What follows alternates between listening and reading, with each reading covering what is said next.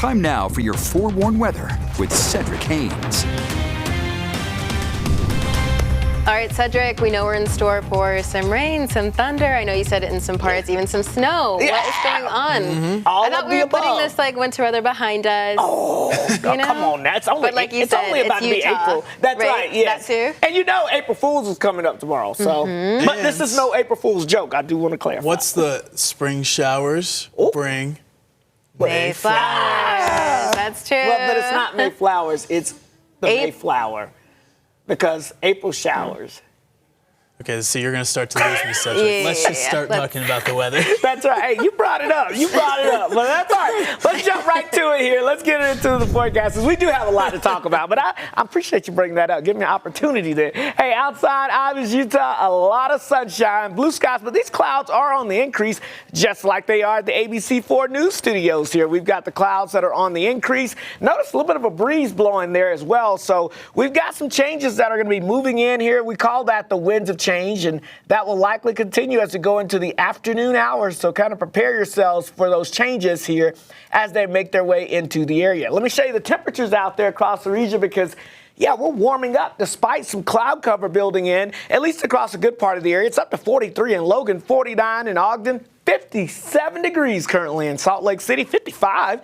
Double Nichols, good afternoon in Provo. We've got 58 in Cedar City and 64 degrees currently in St. George. These numbers, hey, they're about 5 to 15 degrees warmer than this time yesterday. The reason?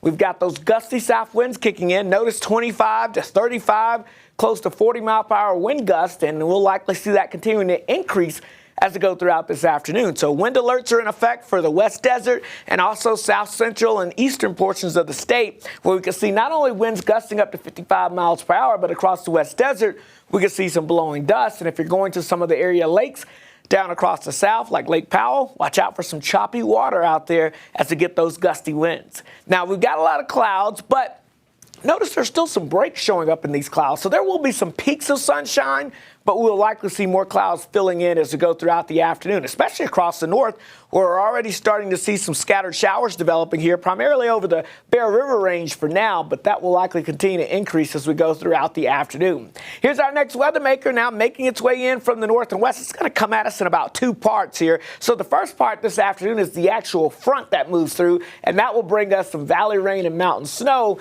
And then the second part of the system dives south as we get into your Tuesday. That brings us even colder conditions, and yes, the potential of snow all the way down to the valley floors. Let's time it out for you here with Futurecast. Here we go this afternoon. We're going to see activity really filling in. So I think by the time we get towards 4, 5, 6 o'clock, so just in time for your afternoon commute, we've got some heavy rain out there. We've got the potential of some rumbles of thunder, and then we'll start to see those mountain snow showers developing. But notice what happens as we head into the evening hours. The potential of some of that heavy valley rain and rumbles of thunder continue.